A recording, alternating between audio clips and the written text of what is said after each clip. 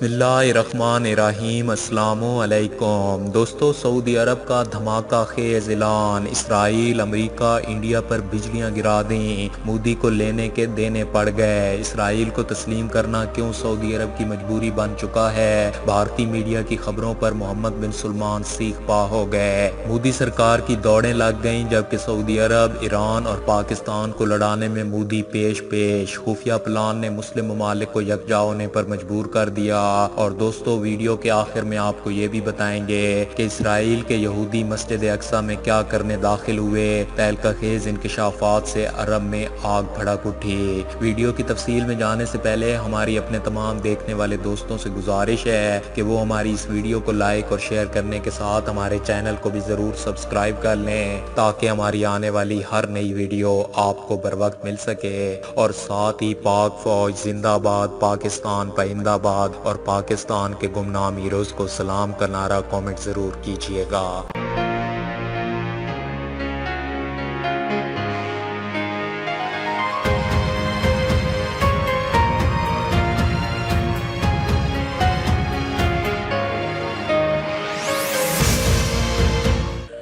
दोस्तों, एक पुरानी कहावत है कि दोस्त का दोस्त दोस्त और दुश्मन का दुश्मन हमारा दुश्मन समझना चाहिए। यही बात मुत्तहिदा अरब अमीरात और इसराइल के माबैन भी सादिक आती है। ईरान एक ऐसा मुल्क है जो हमेशा से मुस्लिम दुश्मन कुव्वतों के लिए लोहे का चना साबित हुआ है। ईरान हमेशा से सख्त तरीन अमरीकी इक्तिसादी और माशी पाबंदियों का शिकार रहा है। इसके बावजूद उम्मत मुस्लिमा के इस अजीम मुल्क की दिलेरी और हिम्मत में कमी नहीं आ सकी।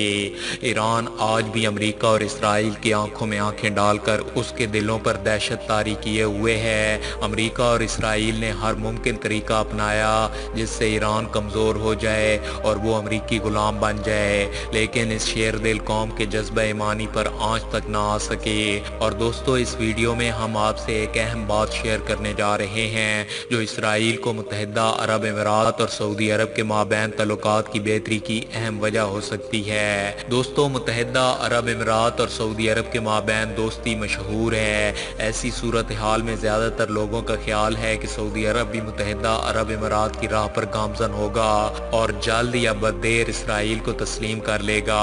लेकिन कुछ माहिरीन की राय कदरे मुख्तलिफ है। उनका ख्याल है कि सऊदी अरब खुलकर इसराइल से तल्लुकात नहीं बनाएगा और इसके पीछे वजह यह हो सकती है कि मजहबी मामलात की बात करें तो मशरिक़ वस्ता में सभी सऊदी अरब की जानिब देखते हैं और जज्बाती तौर पर भी सारी दुनिया के मुसलमानों के लिए सऊदी अरब एक खास मकाम रखता है। इस तरह के दिली लगाव वाले किसी भी मुल्क पर एक तरह से जिम्मेदारी होती है और इसी वजह से इसराइल के साथ माजी की तारीख को देखते हुए सऊदी अरब के लिए खुलेआम यहूदियों का साथ देना मुश्किल हो सकता है। अगरचे सियासी तौर पर सऊदी अरब कई सालों से अमेरिका और इसराइल के साथ है। सऊदी अरब ने इंडिया और इसराइल के माबैन एयरलाइन शुरू करने के लिए इसराइल को अपनी फिजाई हदूद के इस्तेमाल की इजाज़त भी दी है और इसराइल के बारे में सऊदी रवैया किसी तरह बदल भी चुका है। ये इसकी एक मिसाल है। लेकिन अभी जो नुक्ता सबसे अहम है वो ये कि इसराइल और ईरान दोनों आपस में दुश्मन हैं, जबकि सऊदी अरब और ईरान के माबैन तल्लुकात भी कभी ज़्यादा अच्छे नहीं रहे।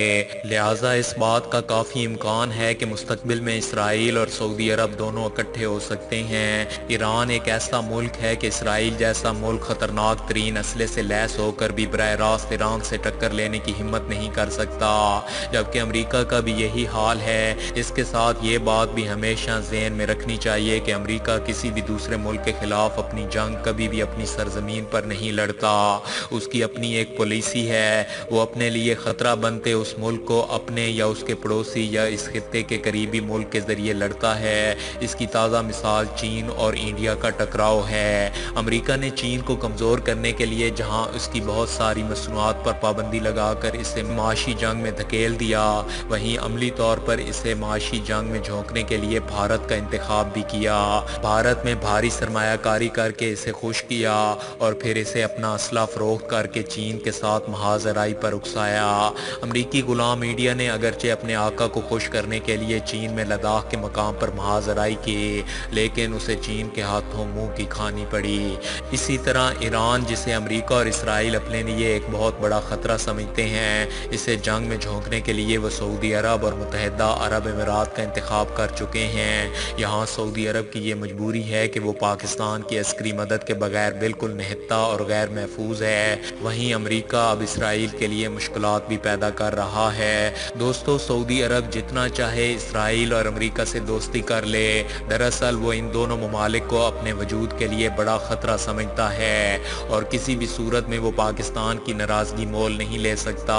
इन दोनों ममालिक के अलावा पाकिस्तान से नाराज़गी की सूरत में उसे ईरान से भी शदीद ख़तरा हो सकता है। आलमी सतह पर जहाँ दीगर काफ़ी तब्दीलियाँ रूनुमा हो चुकी हैं, वहीं इंतहाई तेज़ी से दुनिया दो बड़े ब्लॉकों में तकसीम हो रही है, जिसमें एक ब्लॉक में अमेरिका, इसराइल, इंडिया और UAE शामिल हैं, तो दूसरी तरफ पाकिस्तान, तुर्की, मलेशिया, ईरान और अफगानी तालिबान। इन हालात में सऊदी अरब के लिए मुश्किल की घड़ी ये है कि इसे फैसला कुन मरहले से गुजरना है। जहां ये तवक्को की जा रही थी कि सऊदी अरब फौरी तौर पर इसराइल को तस्लीम कर लेगा, वहीं अब हालात बदलते दिखाई दे रहे हैं। अमेरिका सऊदी अरब को अपने साथ मिलाने और इसराइल को तस्लीम कराने के लिए सरतोड़ कोशिश कर रहा है। दूसरी तरफ सऊदी अरब इसराइल को तस्लीम करने के बाद होने वाले नुकसानात, जो कि इसे पाकिस्तान से नाराज़गी की सूरत में बर्दाश्त करने पड़ेंगे, इन्हें बर्दाश्त करने की पोजीशन में नहीं है। दोस्तों, इसराइल के मामले में पाकिस्तान का मौक़िफ़ किसी भी मसलत या किसी भी मजबूरी से बालातर है। पाकिस्तान के वज़ीर आज़म इमरान खान दो टोक अल्फाज में कह चुके हैं कि पाकिस्तान इसराइल को कभी तस्लीम नहीं कर सकता। उनका कहना था कि इस मामले पर हमारा मौक़िफ़ बड़ा वाज़ेह है। हमारा मौक़िफ़ 1948 में क़ायद आज़म ने वाज़ेह कर दिया था कि हम इसराइल को कभी तस्लीम नहीं कर सकते जब तक कि फ़लस्तीनियों को उनका हक नहीं मिलता, उनकी इंसाफ के मुताबिक आबादकारी नहीं होती, जो कि फ़लस्तीनियों का दो कौमी नज़रिया था कि उनको उनकी पूरी रियासत मिले। वज़ीर आज़म इमरान खान ने मज़ीद कहा कि अगर हम इसे तस्लीम कर लेते हैं तो फिर ऐसी ही सूरत हाल कश्मीर की भी है, तो हमें उसे भी छोड़ देना चाहिए। लिहाजा पाकिस्तान इसराइल को तस्लीम नहीं कर सकता।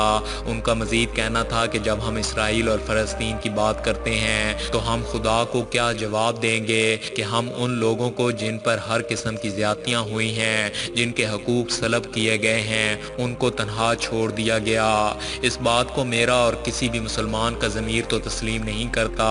सऊदी अरब के बारे में उनका कहना था कि सऊदी अरब के साथ हमारे कोई इख्तिलाफ़ात नहीं हैं, उनके साथ मजबूत बिरादराना तल्लुकात कायम हैं। उनका मज़ीद कहना था कि तमाम मुल्क अपनी खारजा पॉलिसी के एतबार से फ़ैसला करते हैं, सऊदी अरब की भी अपनी पॉलिसी है। ये जो कश्मीर के मामले पर कहा गया कि इस पर OIC का इजलास होना चाहिए था, तो वो उन मुल्कों की अपनी अपनी खारजा पॉलिसी है, वो अपने फ़ैसले करें। पाकिस्तान का अपना एक मजबूत मौक़िफ़ है। इसराइल अरब मुआहदे के बाद इसराइल ने अपने ढटाई और दहशत गर्दी देखते हुए फूल प्रूफ सिक्योरिटी में 100 यहूदी मस्जिद अक्सा में दाखिल किए, जिनमें इसराइली फोर्सेस के एहलकार भी शामिल थे।